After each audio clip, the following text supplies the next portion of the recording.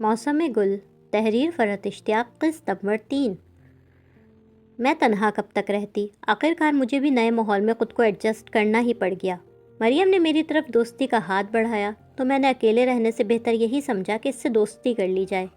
اس کے ساتھ دوستی میں ظاہر ہے وہ بات کبھی نہیں پیدا ہو سکتی تھی جو فارینہ، مومو اور نگار کے ساتھ تھی، مگر بہرحال وقت گزاری کے لیے ساتھ بھی بہت غنیمت تھا۔ 4th سیمسٹر کے ذیشان حیدر کا گروپ پورے آئی بی اے میں بڑا ہی مشہور و معروف گروپ تھا۔ ان کے گروپ کو آئی بی اے کی کریم کہا جاتا تھا۔ اکثر پروفیسرز اور اسٹوڈنٹس کے منہ سے ان کے قصے سن کر مجھے انہیں دیکھنے کا شدید شوق پیدا ہو گیا تھا۔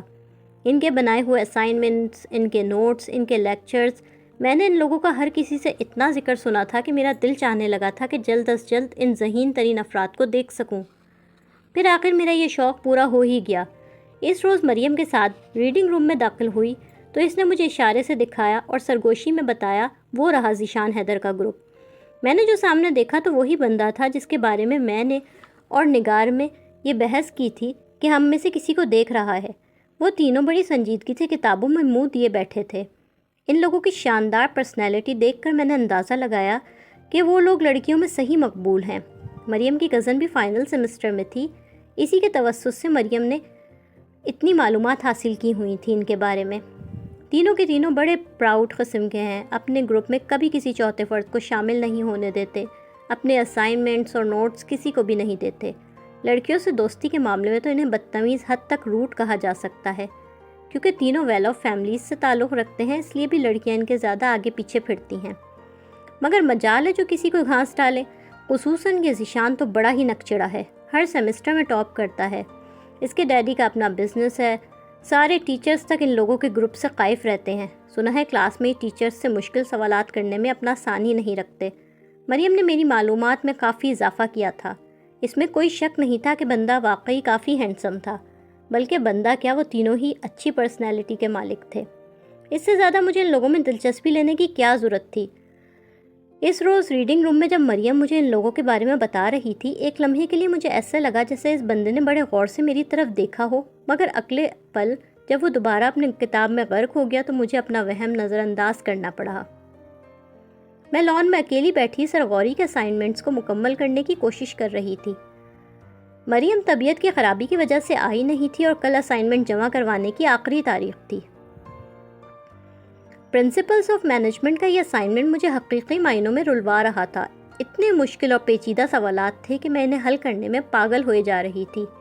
ایک تو بھیا بھی آج کل کراچی میں نہیں تھے، ورنہ انہی سے مدد لے لیتی۔ آفس کے کام سے وہ سنگاپور گئے ہوئے تھے۔ مریم خود مجھ پر تکیہ کیے بیمار بیٹھی تھی۔ کیا ہوا، تمہارا اسائنمنٹ ابھی تک مکمل نہیں ہوا؟ ہم لوگ تو ابھی اپنا اسائنمنٹ سبمٹ کروا کر آ رہے ہیں۔ اسما کی آواز پر میں نے سر اٹھا کر دیکھا تو وہ ترس کھاتی نظروں سے مجھے دیکھ رہی تھی۔ اگر میرا فیانسے بھی یہاں 3rd یا 4th سیمسٹر میں ہوتا تو میں بھی اپنا اسائنمنٹ آج کیا بلکہ کل پرسوں ہی سبمٹ کروا چکی ہوتی۔ ادھار رکھنا تو میں نے سیکھا ہی نہیں تھا۔ کوئی مجھ پر طنز کرے یہ تو مجھے برداشت ہے ہی نہیں۔ پتہ نہیں یہ نمرہ ٹائپ کی لڑکیاں مجھے ہر جگہ کیوں مل جاتی ہیں۔ یہاں نمرہ لوگوں کی کمی پوری کرنے کے لیے اسما لوگوں کا گروپ موجود تھا۔ اپنے منگیتر کے اسائنمنٹس چھاپ کر ٹیچرز کے سامنے واہ واہ کرواتی۔ وہ اور اس کا گروپ مجھے بالکل بھی اچھے نہیں لگتے تھے۔ میری بات ظاہر ہے سے تیر کی طرح جا کر لگی۔ مطلب کیا ہے تمہارا؟ میں کیا فواد سے لے کر اسائنمنٹس اتارتی ہوں؟ وہ باقاعدہ مجھے گھورتی بڑے غصے سے بولی۔ تمہارا جو دل چاہے سمجھو، اور اب پلیز مجھے میرا کام کمپلیٹ کرنے دو۔ میں نے اس کے غصے کو خاطر میں لائے بغیر اپنی توجہ بکس اور فائلز پر رکھی تو وہ پیر پٹکتی وہاں سے چلی گئی۔ اس روز کلاسز آف ہونے کے بعد بھی میں یونیورسٹی میں رکی رہی۔ آج میں ہر قیمت پر اسائنمنٹ مکمل کرنا چاہتی تھی۔ لائبریری میں بیٹھ کر مختلف ریفرنس بک کھنگالتی میں تقریباً روحانسو ہو گئی تھی۔ مجھے مومو، فارینہ اور نگار کی کمی بڑی شدت سے محسوس ہو رہی تھی۔ ان کے ہوتے ہوئے میں نے کب اکیلے ایسی فکریں پالی تھی۔ ہم لوگ ہر کام مل جل کر کیا کرتے تھے، یہاں تک کہ نوٹس وغیرہ بھی مل کر بناتے تھے۔ بڑے انصاف کے ساتھ کام آپس میں بانٹ لیا جاتا اور ہر کوئی اپنی اپنی ذمہ داری پوری دیانتداری سے نبھاتا، اور یہاں اتنی مشکل مضامین اور پڑھائی کے ساتھ میں تنہا تھی۔ 2-3 گھنٹے لائبریری میں گزار کر بھی میرا مسئلہ حل نہیں ہوا تھا۔ کبھی میں ایک شیلف سے جا کر ایک بک نکالتی، کبھی دوسری بک نکالتی۔ زیادہ وقت گھن چکر بنی میں کتابیں نکالتی اور رکھتی ہی رہی، مگر افسوس میری یہ خواری بھی کام نہ آئی اور میں مایوس ہو کر گھر واپس لوٹ آئی۔ اپنے کمرے میں بیٹھی میں فائل کے صفحات پلٹتے ہوئے سوچ رہی تھی کہ مجھے اتنی مشکل پڑھائی میں گھسنے کی ضرورت ہی کیا تھی؟ کیا میں کسی آسان مضمون میں ماسٹرز نہیں کر سکتی تھی؟ خود کو کوستے کوستے جو اچانک میری نظر اپنے سامنے رکھے صفحے پر پڑی تو وہ ہرگز بھی میری رائٹنگ نہیں تھی۔ میری فائل میں کسی اور کے پیپرز کا کیا کام تھا؟ میں بے اختیار چونک گئی تھی۔ وہ تو سر غوری کے اسائنمنٹ سے ملتی جلتی ہی کوئی چیز تھی۔ میں نے وہ صفحات فائل میں سے نکالے، اچھی طرح الٹ پلٹ کر ہر جگہ سے دیکھا، اس پر کسی کا نام نہیں لکھا تھا۔ باقاعدہ میری فائل میں اٹیچ کیے ہوئے وہ پیپرز آخر کس نے رکھے تھے؟ کیا کسی کے پیپرز غلطی سے میری فائل میں آ گئے؟ میں نے خود سے پوچھا اور پھر آخر کار مجھے یہی بات ماننی پڑی کہ کسی اور کے پیپرز شاید آج لائبریری میں کسی غلط فہمی کی بنا پر میری فائل میں آ گئے۔ یہ تمام باتیں سوچنے کے بعد جو میں نے ذرا غور سے صفحات کا مطالعہ کیا تو میں خوشی کے مارے اچھل پڑی۔ سر غوری کے اسائنمنٹس کے بارے میں بڑی مہارت کے ساتھ پوائنٹس درج تھے۔ جو باتیں مجھے کنفیوز کر رہی تھیں وہ سب ایک ایک کر کے ان پوائنٹس کے ذریعے حل ہوتی چلی گئیں، اور یہ اسائنمنٹ جس کے بارے میں میرا خیال یہ تھا کہ یہ کبھی بھی مجھ سے نہیں ہو سکتا، محض 1 گھنٹے میں مکمل ہو گیا۔ کون ہوگا وہ جینیس جس نے اتنی عمدگی سے یہ پوائنٹس تیار کیے ہوں گے؟ اگر سر اتنے ڈھنگ سے یہ باتیں لیکچر میں سمجھا دیتے تو مجھے پریشانی کس بات کی تھی؟ میرا مسئلہ تو حل ہو گیا، مگر اب سوال یہ پیدا ہوتا ہے کہ یہ پیپرز حقیقت میں تھے کس کے؟ جس کسی کے بھی ہوں گے وہ بیچارہ اسے ڈھونڈتا پھر رہا ہوگا۔ اگلے روز میں نے بڑی شان سے اسائنمنٹ سبمٹ کروا دیا تھا۔ اس واقعے کا ذکر میں نے مریم سے نہیں کیا تھا۔ ایگزیکٹو اسٹوڈنٹ فورم سے پری بجٹ سیمینار کا انعقاد کروایا تھا۔ اپنی کلاس کے دیگر افراد کی طرح میں اور مریم بھی اس میں شرکت کے لیے آڈیٹوریم پہنچے۔ مختلف شعبۂ زندگی سے تعلق رکھنے والے افراد نے اس سلسلے میں اپنے اپنے خیالات کا اظہار کیا تھا۔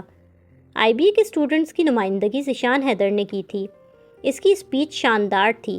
میں اس بندے سے اچھی خاصی مرعوب ہو گئی تھی۔ اس بندے کے انداز میں کس قدر شان بے نیازی تھی، بلا کا اعتماد تھا اس کے لہجے میں۔ سیمینار میں شرکت کے بعد جب ہم باہر نکلے تو میں اور مریم اسی کے بارے میں باتیں کر رہے تھے۔ ٹھیک ہی پراؤڈ ہے یہ بندہ۔ میں بھی اگر اتنی جینیس ہوتی، پلس یہ کہ اتنی پر اعتماد اور شاندار شخصیت کی مالک ہوتی، تو پراؤڈنس میں اس سے بھی 2-3 جوتے آگے ہی ہوتی۔ میں تو کسی سے سیدھے منہ بات بھی نہ کرتی۔ میرے جملوں پر مریم ہنس پڑی تھی۔ یار کتنی لکی ہوگی وہ لڑکی جسے اتنا شاندار بندہ پسند کرے گا۔ میرے لہجے میں اچھا خاصا رشک بلکہ کسی حد تک حسد شامل تھا۔ اس سے پہلے کہ مریم میری بات کا کچھ جواب دیتی، ہمارے بالکل پاس سے انتہائی تیز قدموں سے ذیشان اور اس کے دونوں دوست گزرتے ہوئے آگے بڑھے تھے۔ ایک لمحے کے لیے میں بری طرح شرمندہ ہو گئی تھی۔ پتہ نہیں ان لوگوں نے ہماری باتیں سنی تھی کہ نہیں۔ انہی دنوں فارینہ کی شادی کا ہنگامہ شروع ہو گیا تو ہم چاروں دوستوں کو دوبارہ سے مل بیٹھنے کا موقع میسر آ گیا۔ اس کی شادی کے چکر میں یونیورسٹی کی بھی 2-3 دن کی چھٹی ہو گئی، ورنہ اب تک میں بالکل ریگولر جا رہی تھی۔ 3 دن کی چھٹیوں کے بعد یونیورسٹی پہنچی تو پتہ چلا ان 3 دنوں میں میرا کتنا نقصان ہو گیا ہے۔ ڈاکٹر عرفان نے ایک اسائنمنٹ دیا تھا جس کی آج آخری ڈیٹ تھی۔ مجھے مریم پر شدید غصہ آیا۔ وہ کیا مجھے فون کر کے بتا نہیں سکتی تھی کہ اسائنمنٹ ملا ہے؟ میں نے اس سے شکوہ کیا تو وہ بڑے آرام سے بولی، سوری یار، بس وہ میرے ذہن سے نکل گیا۔ تم ایسا کرو میرا اسائنمنٹ کاپی کر لو۔ مریم کی اس خود غرضی پر مجھے بے اختیار فارینہ وغیرہ یاد آ گئی تھی۔ اس کی خود غرضی اس سے پہلے بھی میں 2-4 بار فیل کر چکی تھی، مگر میں نظر انداز کر گئی۔ لیکن آج مجھے انتہائی غصہ آیا تھا۔ پتہ نہیں یہ لڑکیاں ایک دوسرے سے باتیں چھپا کر کس قسم کا اطمینان حاصل کرتی ہیں۔ میں اس کی آفر نظر انداز کر کے کلاس سے نکل آئی۔ ڈاکٹر عرفان جیسے سختگیر استاد سے کسی رحم کی امید کی بھی نہیں جا سکتی، پھر بھی ایک کوشش کرنے میں کیا حرج ہے؟ یہ سوچتی میں ان کے آفس میں داخل ہوئی۔ وہ اپنی روبدار شخصیت سمیت چہرے پر انتہائی غصے لیے تاثرات بیٹھے تھے۔ ان کے سامنے ذیشان حیدر بیٹھا تھا۔ کسی اور کے سامنے ڈانٹ کھانے سے ڈر لگ رہا تھا، مگر اب اندر آ چکی تھی۔ وہ مجھے گھور گھور کر دیکھ بھی رہے تھے تو چپ چاپ تو کھڑی نہیں رہ سکتی تھی۔ میں نے بڑی مشکلوں سے جھجکتے اپنا مدعا بیان کیا۔ ظاہر ہے یہ تو کہہ نہیں سکتی تھی کہ میری سہیلی کی شادی تھی۔ عافیت اسی میں تھی کہ بیماری کا بہانہ بنا دیا جائے، مگر وہ ایک جلاد اور بے رحم انسان تھے۔ دیکھیں بی بی، اصول ہوتا ہے۔ جب میں نے کہہ دیا تھا آج لاسٹ ڈیٹ ہے تو ہے، اس میں کوئی تبدیلی نہیں ہو سکتی۔ میں ان کا ٹکا سا جواب سن کر منہ لٹکائے باہر نکل آئی۔ اب بیٹھ کر غم منانے کا تو ٹائم نہیں تھا، اس لیے لائبریری چلی آئی۔ یہی سوچا کہ جیسا بھی بنے گا جمع کرا دوں گی، کم از کم نا سے ہاں تو ہو جائے گی۔ مجھے لائبریری میں بیٹھے آدھا گھنٹہ ہو گیا تھا۔ میں سر جھکائے کام میں مگن بیٹھی تھی۔ ایک ریفرنس بک کی ضرورت پڑی، میں وہ لانے کے لیے اٹھ گئی۔ کتاب نکال کر واپس اپنی ٹیبل کی طرف آئی تو کسی سے ٹکراتے بچی۔ خود کو سنبھالتے ہوئے سامنے دیکھا تو ذیشان نظر آیا۔ غلطی دونوں میں سے کسی کی بھی نہیں تھی، پھر بھی میں نے اخلاقاً سوری کہہ دیا۔ وہ بغیر میری سوری کا جواب دیے آگے بڑھ گیا تھا۔ غصہ تو مجھے ویسے ہی آ رہا تھا، مزید کسر اس بدتمیز نے پوری کر دی تھی۔ پتہ نہیں نواب کا بچہ خود کو کیا سمجھتا ہے۔ اپنی کرسی سنبھالتے میں اسے دل ہی دل میں گالیاں دے رہی تھی۔ گالیاں دے کر فارغ ہوئی اور اپنی بکس فائلز کی طرف نظریں کرم کی تو بے اختیار اچھل کر رہ گئی۔ میری بند فائل کے اوپر 2-3 فل اسکیپ اسٹیپل ہوئے پیپرز رکھے ہوئے تھے۔ حسب سابق ان پیپرز میں میری ساری پریشانیوں کا علاج موجود تھا۔ میں بجائے خوش ہونے کے ڈر گئی۔ کیا کوئی جن بھوت میرے پیچھے پڑ گیا تھا؟ کون تھا وہ جو میری مدد کر رہا تھا؟ اس وقت مجھے احساس ہوا کہ اس روز بھی وہ پیپرز اتفاقاً نہیں بلکہ جان بوجھ کر میری فائل میں رکھے گئے تھے۔ کافی دیر تک میں اپنے آپ سے بیٹھی الجھتی رہی مگر کوئی سرا ہاتھ نہیں آیا۔ اپنی کلاس کے ہر بندے اور بندی کے بارے میں سوچا مگر مجھے کسی بھی کلاس فیلو کی حرکت نہیں لگ رہی تھی۔ وہی اس دن والا انداز تھا۔ پورا اسائنمنٹ مختلف مثالوں اور خاص پوائنٹس کے ذریعے واضح کیا گیا تھا۔ جو بھی تھا یہ بات تو طے تھی کہ وہ جو بھی کوئی ہے میرا ہمدرد ہے۔ میں نے پیپرز کی مدد سے اسائنمنٹ مکمل کیا اور جمع بھی کروا دیا۔ مریم نے مجھ سے سوری کرنے اور مختلف بہانے بازیاں کرنے کی بہت کوشش کی مگر میرا دل اس کی طرف سے کھٹا ہو چکا تھا، اس لیے اس کی معذرتوں کا کوئی جواب دیے بغیر میں گھر چلی آئی۔ پتہ نہیں مجھے لوگوں کو سمجھنا کب آئے گا۔ کیا ہو جاتا جو میں بھی مریم کی طرح منافقت کا ثبوت دیتی اور دل میں اس کے لیے کینہ رکھنے کے باوجود بظاہر اس کی معذرت قبول کر لیتی۔ گھر میں تو کوئی ایسا تھا نہیں جس سے میں اپنی پرابلم شیئر کر سکتی۔ آخرکار میں نے نگار کو فون کھڑکایا اور اسے اپنے گمنام ہمدرد کے بارے میں بتایا تو وہ میری پریشانیوں کا جواب دینے کے بجائے قہقہہ لگا کر ہنس پڑی۔ لگتا ہے تجھ پر کوئی جن عاشق ہو گیا ہے۔ میں جتنا پریشان تھی وہ اتنا ہی اس بات کو انجوائے کر رہی تھی۔ آخر جب میں ناراض ہو کر فون بند کرنے لگی تو وہ سیریس ہوئی۔ بھائی اس میں پریشان ہونے والی کیا بات ہے؟ جو بھی کوئی ہے تو تمہارا ویل وشر۔ چلو ایسا کرتے ہیں کل تمہارے ڈپارٹمنٹ آؤں گی اور ہم دونوں مل کر غور کریں گے کہ ہمدرد بندہ ہے کون۔ اگلے روز نگار صبح میرے ڈپارٹمنٹ آ گئی۔ پہلے تو اس نے کسی ماہر سراغ رسا کی طرح پہلے والے پیپرز اور بعد والے پیپرز میں موجود لکھائی کا تجزیہ کیا۔ اس میں کوئی شک نہیں کہ دونوں رائٹنگ ایک ہی بندے کی ہیں اور جہاں تک میرا خیال ہے یہ یقیناً کسی لڑکے کی رائٹنگ ہے۔ بڑا کمال کیا، اتنی بات تو میں بھی سمجھ چکی ہوں، میں نے جل کر کہا تو وہ برا مانے بغیر ہنس پڑی۔ پھر اس روز نگار نے سارا دن میرے ساتھ گزارا۔ میری کلاس کے ہر بندے کو بڑے غور و فکر سے جانچا۔ کوریڈور سے گزرتے، لان میں بیٹھے، کیفیٹیریا میں کولڈ ڈرنک پیتے، وہ ہر بندے کو مشکوک نگاہوں سے گھورتی رہی۔ میں خاموشی سے اس کی جاسوسی ملاحظہ کر رہی تھی۔ سارا دن ساتھ گزار کر جب نگار نے کندھے اچکا کر یہ جملے کہے، سوری یار میں ناکام ہو گئی، مجھے تو کوئی ایک بندہ بھی ایسا نظر نہیں آیا جو تم میں انٹرسٹڈ محسوس ہوا ہو، بلکہ آئی ایم سوری ٹو سے کہ تمہیں لڑکوں کے حلقے میں کوئی اتنا خاص جانتا ہوا بھی مجھے محسوس نہیں ہوا، تو میرا دل چاہا اس کا سر پھاڑوں۔ سارا دن ریسرچ تو اس طرح کر رہی تھی جیسے کسی نہ کسی نتیجے پر پہنچ کر ہی دم لے گی۔ نگار نے مدد تو کیا کرنی تھی، بس یہ ہوا کہ ان محترمہ کے ہاتھ ایک نیا ٹاپک لگ گیا تھا جو انہوں نے فوراً ہی فارینہ اور مومو کو بھی بتایا تھا۔